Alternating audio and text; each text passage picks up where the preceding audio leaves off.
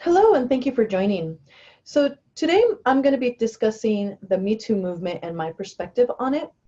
My name is Sky, and I'm inspired to talk about this because, like many of the Me Too women, I was sexually molested as a child. And as I grew up, the sexual violations actually became commonplace. Workers, friends, love interests, and of course, strangers were all people that I personally have been violated by. I've definitely had instances of date. There's been times when I actually just finally said yes to people because I was tired of fighting, literally blocking their hands off of me. Um, I remember when I was still a young woman, and going to the club with my friends and getting all dressed up and going out dancing and having a good time, and I was walking towards the bathroom, and some stranger came up behind me and shoved his hand up my skirt and forced his fingers inside me. And I was completely in shock. Like, I froze, couldn't move, couldn't even really breathe. And when I was able to finally breathe, he was long gone, lost in the crowd. And in that moment, I decided not to allow myself to be violated like that again, and never wore a skirt to a club again. And these are the decisions that as women we have to make to secure our safety. It's unfortunate, but it is the way it's been. And I am really, really excited for the Me Too movement because it's necessary. We need to bring all of this into the light so that we can heal it. Well, first of all, so that we can see it, acknowledge what's actually happening and at the rate that it's happening, and do what we need to do to be able to heal it and evolve beyond this. So, to be able to evolve beyond this, we first have to understand the energies that are at play. And I really see this as a battle of the sexes, masculine versus feminine.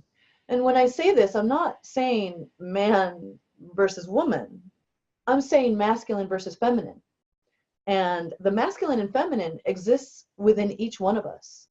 Each one of us has aspects of the male and aspects of the female. And to illustrate this, let's first define what masculine energy is and what feminine energy is.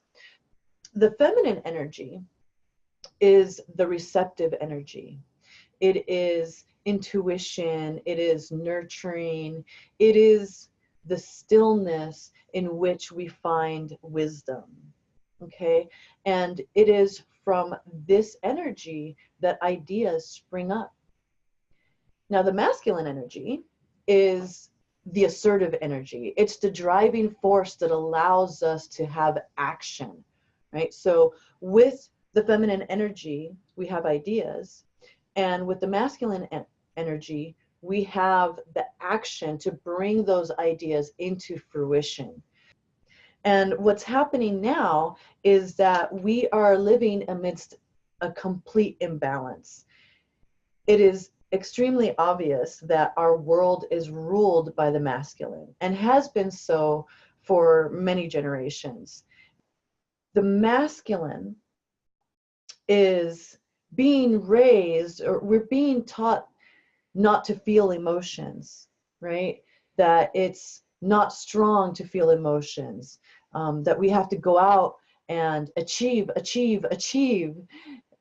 Time is speeding up and we're constantly moving and going, and we hardly have the time to eat properly, to sleep properly. Most of us eat while we're doing other things. We're not honoring ourselves. So it's not surprising that we are constantly exerting our will. That's what we know. That's almost the only thing that we know, is if we want to do something, we go out there and we just put in action, put in action, put in action, always forcing our will and dominance over other people, things, the planet itself. And that's the masculine energy out of balance, also known as a toxic masculine.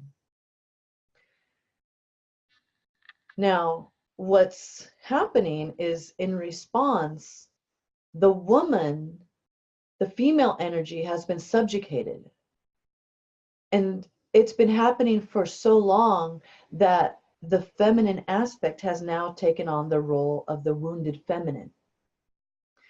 And the wounded feminine is getting fed up.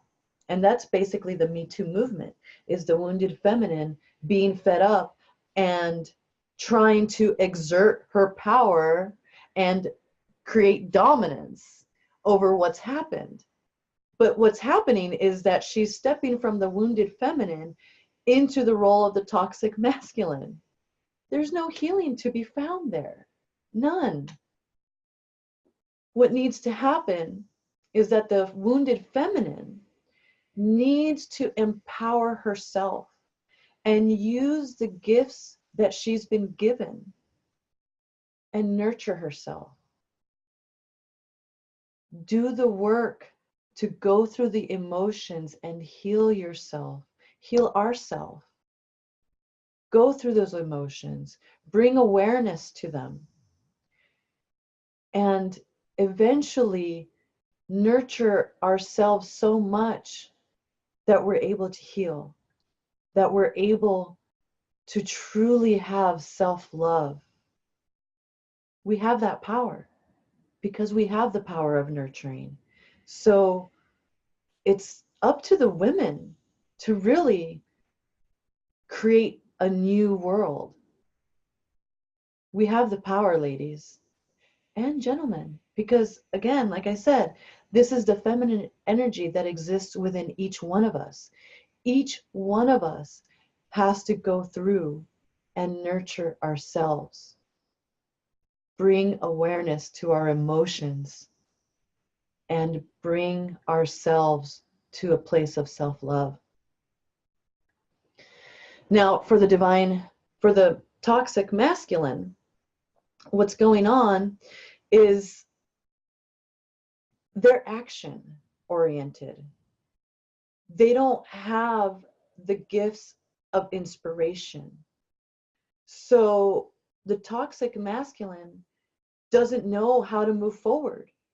It's in this place of confusion and lack of inspiration. And it's being attacked. It's being attacked by the wounded feminine. And so, of course, the toxic masculine is being backed in a corner, and it's going to lash out with even more toxicity. So if we really, really want to move beyond this and evolve, it needs to begin with each one of us individually healing both aspects of ourselves. So for the wounded feminine, it's up to us to empower our feminine aspect and do the nurturing, do the healing of the individual. And once we do that, we're going to be able to come from a place of strength, but not dominance. True strength comes in knowing yourself and being so healed that no one else can touch it anymore. We have been violated, ladies, but it was only our body. We get to decide how long we're going to continue to be violated here and here. And I, for one, am no longer open to being a victim.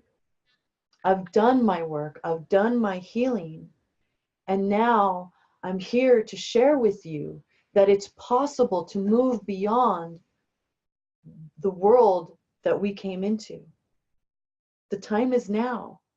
So for the wounded feminine, we have to empower ourselves and heal that. And from that place of empowerment, we're then able to step into that role of the divine feminine. And the divine feminine, it is then our job to have the inspiration to be able to lead the divine masculine, to give them the direction that they need to know how to act. Do you see where I'm going with this? It's so important. It's so important to heal the feminine aspect first, and then allow for that to give direction to the toxic masculine. When the toxic masculine is confronted with a divine feminine, it knows it holds no power. It holds no power, and then it must face its own wounded feminine. And then it will heal. Do you see? It needs to begin with the wounded feminine stepping into the empowered state and taking the final role of the divine feminine to lead our toxic masculine into an evolved state, and then finally, eventually, step into the divine masculine. We need one another to work together. We collaborate with one another. When we have the divine feminine and the divine masculine, we have inspired action. We work together in a beautiful collaboration as it was meant to be. So, step into your divine role. Accept the blessings that we have been given in this life and use all the gifts that we have been given, the masculine and the feminine, together as one. So I have been blessed with a message, this message. And it wasn't just a message that came through. I was gifted a technique, a way to actually bring the divine masculine and the divine feminine into balance with one another, each one individually. It's a simple guided visualization that takes about 7 minutes. We all have 7 minutes, right? And I've created this video to share with you, and I truly hope that this moves you, that it speaks to you, and it inspires you to find your balance and to share with others. So I have this video for you, and all you need to do is click on the link below this video, and you will be taken to that video. So thank you so much for listening and for allowing yourselves to be open to listening to this message. And as always, I come to you with divine love and infinite blessings. Namaste.